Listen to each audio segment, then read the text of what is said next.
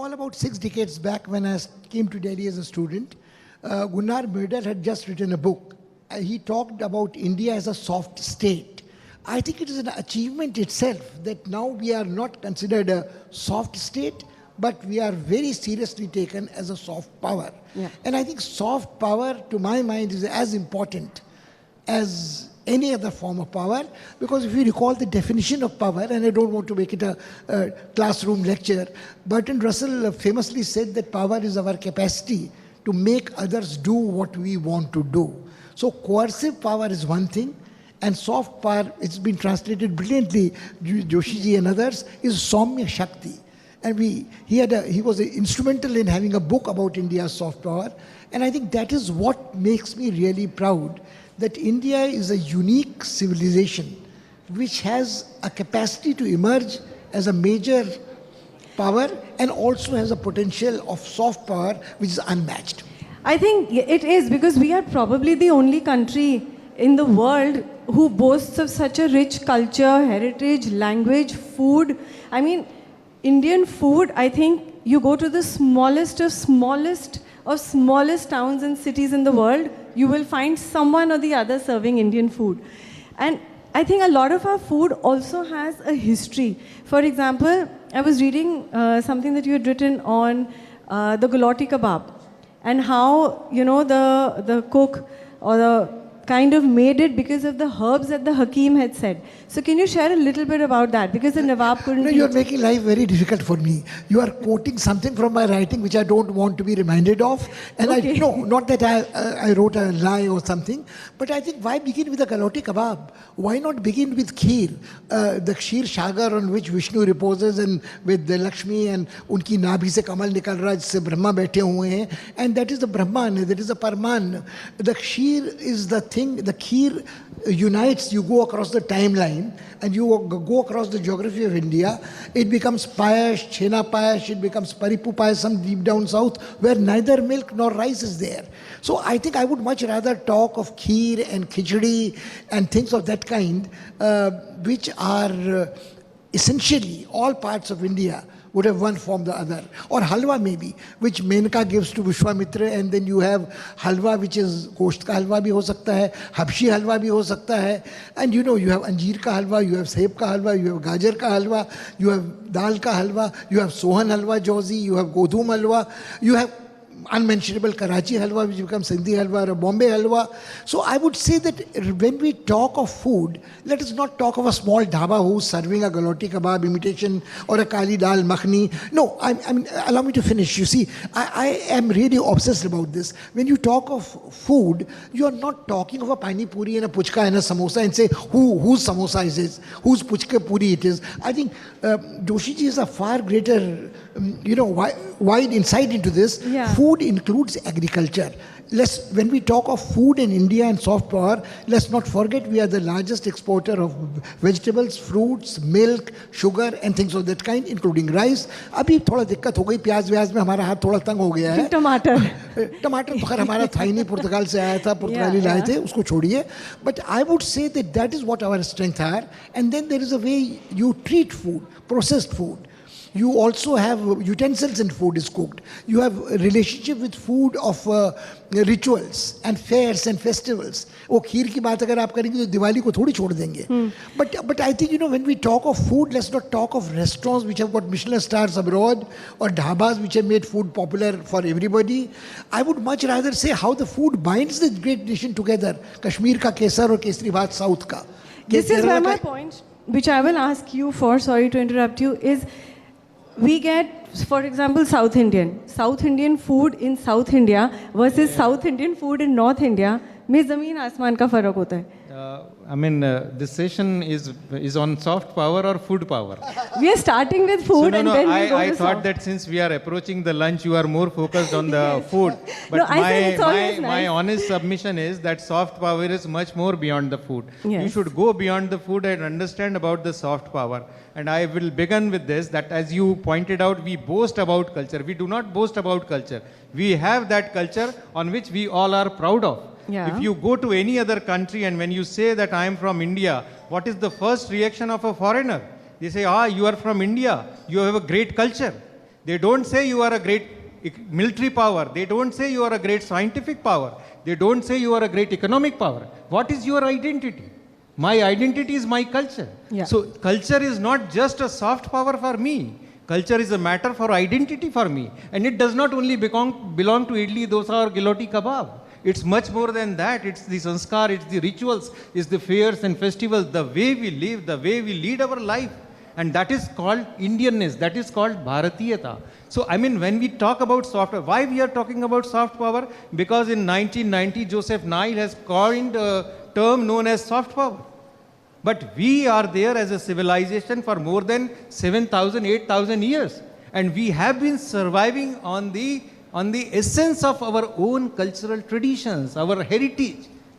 I mean, we had invasions for more than 1,000 years. People have come, they have tried to ruin our culture. They have burned the whole of Nalanda library. But does it ruin our culture? Does it ruin anything which belongs to us? No. I think we have a very strong heritage, as you rightly That's said. what I'm saying. That our grounding, our values, our Yeah. morals are very, very strong and ingrained. And that is where we are respected the world over, Yes, even when our kids kind of go out. So, if I were to ask you one more thing, our country has a lot of UNESCO World Heritage sites. When we travel overseas, I feel that their marketing, you want to go see a rock, you want to see a garden, they market it very well. Why do you think, this question is for both of you, why do you think we are not being able to kind of market or get visitors to our heritage sites? Yeah. So I'll give you an interesting analogy that basically, I mean, I have written a paper on that also, and that interestingly was read in the Museum Expo, International Museum Expo. And I read a paper on demuseumization. Can you understand? You see, we are not basically in museum and archive people because we live culture. I mean, our creativity does not enable us only to keep that in museums and archives and culture. It is not something which is only to be shown. It is something which is to be used and internalized. And experienced. It is a way of our life. You see, when you are enjoying a festival, when you are organizing a festival, when you are dancing, it is not to show someone else. It is only to your own enlightenment and enjoyment. Right. So that has happened. What has happened? We had rich cultural heritage, but we had it because we had it. We never wanted to sort of propagate it. All these UNESCO World Heritage norms and nominations, I mean, that is a construct developed by the European countries. Unfortunately, we are unable to fill up even their forms. I mean, we, as a Ministry of Culture, we struggle to find people who can fill up those forms, who can do the nominations. That does not mean that we don't have that much of heritage property. No, we have it. But what I'm trying to say is that despite having it, like our temples, I think it's beautiful. It's absolutely mind-blowing if you compare it even on the world arena. But somewhere I feel the mindset is such that bahut ganda hai. We don't maintain it. Why do you think that we don't? You know, I don't think it's a question of maintenance. I think Joshiji has put it brilliantly. We are inheritors to a civilization, heritage, cultural, which is resplendent, and at the same time, which is diverse and pluralistic. Yeah. India has been at the crossroads of the Silk Route and the Spice Road, maritime ones. both. It has crisscrossed here. And when we talk of India, we are talking of an undivided India, not necessarily in the context of Akhanda Bharat, but from Darre Khyber to jungles of Arakan, from Himalayas to oceans, and we have a relationship which is not confined or rediscovered recently, Indian diaspora abroad. You go to Indonesia and you have the empires of Shailendra and Majapahit, and you go to even the Malay Peninsula. You say Bhasa Jiva Bangsha in Bhasa Malayu. You don't have to translate. It means the language is the life of a nation. And you go to Indonesia, they would be very upset if you said Mahabharata is ours. They say Mahabharata is ours, Ramayana is ours, a different version. And the Sultan of Yogyakarta's daughters used to dance as Sita in the temple in Prambanan. Now we seem to have forgotten. I think Joshiji very rightly said that whether the rest of the world gives us 10 UNESCO sites or 100 doesn't matter. What matters is that I know that in Tanjore, the Brihadishwar temple is built by Raj Rajendra Chol, whose armadas went to Southeast Asia. or I talk in terms of a stoop, Dhammeka stoop, and or I talk of Bodh Gaya or Sarnath, and I recall that there is a Buddhist circuit which connects me all the way to Japan and Korea and Tibet and Mongolia and so on, ups and downs, Myanmar and so on. You have an interesting thing, you have architecture built heritage, which he rightly pointed out is not only food. Now, there is this dome where we are having we this have discussion. it all, yeah. No, we have a dome in Bijapur. Do you remember the Gol Gumbad in Bijapur, which has no pillars around it? You have problems and disputes about where the architecture came from, but the Charbagh concept, the kind of mausoleums which are there, where the original design came from, how it was metamorphed in India. I think India's great genius is synthesizing diverse influences and coming out with something which is more or less universal in aesthetic appeal and can be shared. So it is that which I think is the living heritage, whether it's built up heritage. वो जो संस्कार की बात जोशी जी ने कही ना कि acculturation हमारे यहाँ षोडश संस्कार थे, is not only the Hindu संस्कार of यज्ञोपवीत, चूड़ा कर्म, विवाह, all the way to Shraddha.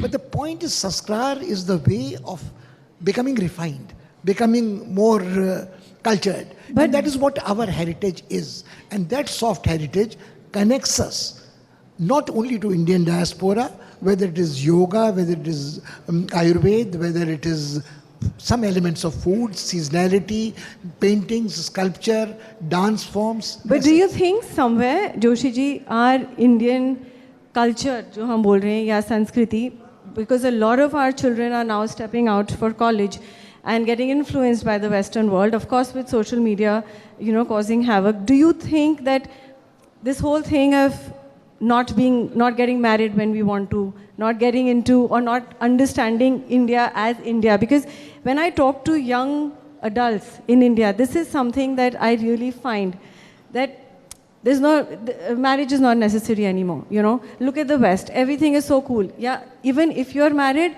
the tolerance level is not there. I'm not saying you have to give in, but what I'm saying is somewhere that influence is coming. जब हम सभ्यता की बात करते हैं, तो do you think it's affecting that sabhyata? Actually, now the trend is different. Now people are going to America and they want to do the marriage in the Indian style. They come to India and they do all the havans and all the rituals they want to do. What is it? I mean, only 5 days earlier I was in Chicago and my friend was saying his wife is an American and he says when I had the grandson, we performed a big havan in my house right in the Chicago. So what is it happening? You try to understand. You see, on one day you have to come back to your own traditions and customs because it is imbibed in your blood. It is imbibed in your way of life. That's why human inherits something, but you can't just continue with that. It has to come back to your own roots. And if you don't go back to your roots, I mean, you are losing your own ground. Yeah. So people realize that. I mean, today they may go, they may find something very, very glittering outside and then they go there. But then on one day they realize that no. So you think the young children will come back to their roots? That's exactly that is happening. It's a process and we have to understand the process. Like even in India also we are realizing that process. Even in our own house, things are moving in that direction. And one interesting thing, I think Professor Prant is more authoritative on that. We never lived in a linear style. Indian history has never been linear.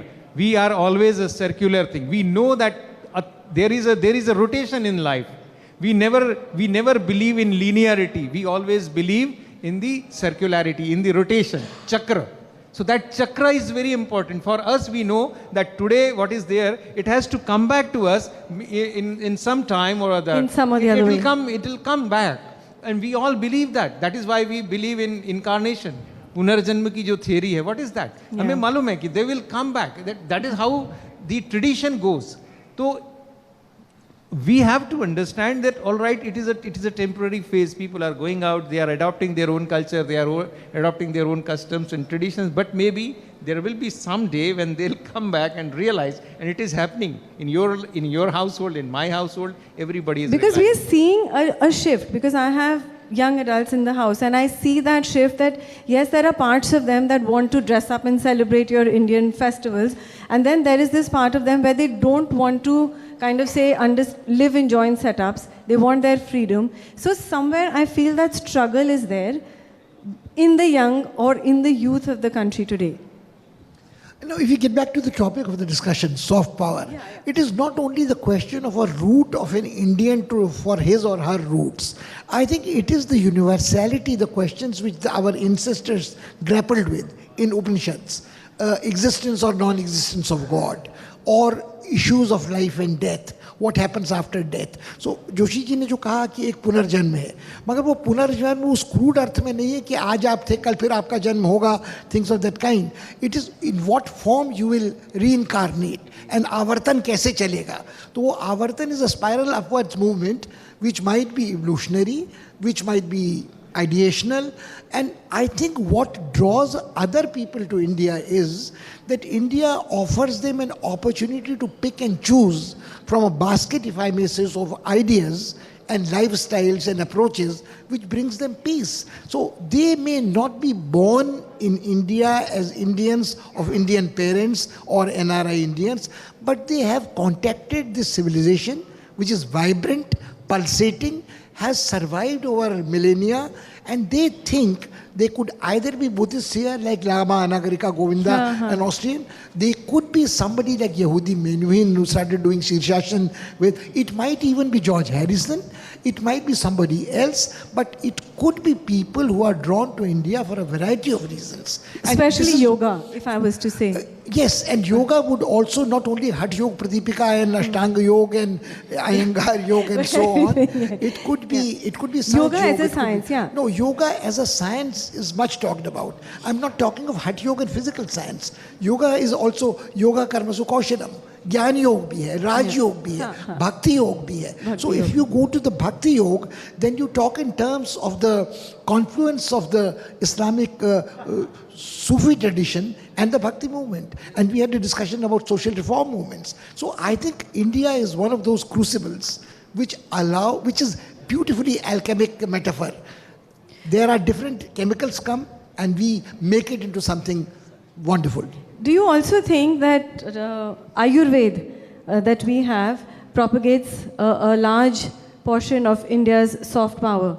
Yes, of course. As he said, the yoga, Ayurveda is another element of life which propagates the soft power. And many people have started realizing that there is a natural way of living which Ayurveda promotes along with the medicines which have been there.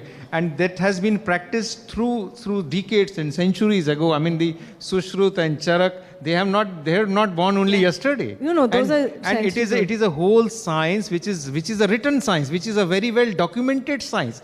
And very interestingly, a couple of days back, somebody told me that there is a tribal tradition where a Baga, a tribal who have never read the Charak Sanhita maybe, practiced the kind of medicines which are given in Charak Sanhita. And he actually applies the same principle with the same metaphor. And that is very interesting. So that shows how the entire tradition flows from maybe saying the Shastras to the Lok, which is the living tradition. Which is the living tradition. That is very interesting. So that makes the Ayurveda tradition get along with the people through generations. And now it has been liked by many people in the other parts of the world. There are people who are practicing. Now people know that what is the importance of these koshas It and is, chakras. yes, and I find a lot, especially I'm from Uttarakhand and towards Rishikesh, Haridwar side, I find a lot of, in fact, foreigers coming down to practice that's yoga exactly and Ayurveda. Ayurveda is being, I mean, they are liking it more, and there are diseases in which only Ayurveda has the solution.